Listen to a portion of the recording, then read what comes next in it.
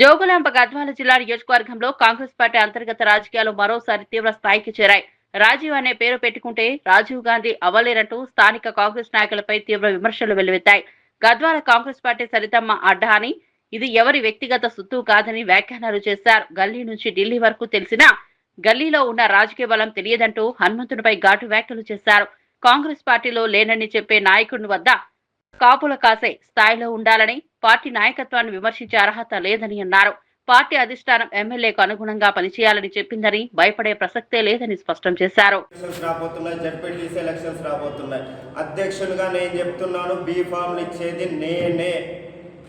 అది నేను కన్విన్స్ అయ్యి మీరు కరెక్ట్ అంటేనే టికెట్లు ఇస్తారు, లేదంటే ఎవరు మీరు ముక్కుకు నెలకు రాసుకోండి, ఢిల్లీలో కంప్లైంట్ ఇవ్వండి, మహేష్ అన్నకి ఇవ్వండి. నేను క్లియర్గా చెప్తా, అన్న పార్టీ నేను నడవాలంటే నా ప్రకారం నడవాల్సిందే.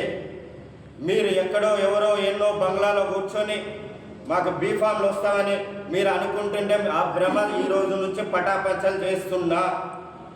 ఎవరైనా ఈడకి రావాల్సిందే. ఈ కార్యాలయం నుంచి నేను సంతకం పెట్టిన తర్వాతనే తీసుకోవాల్సిందే.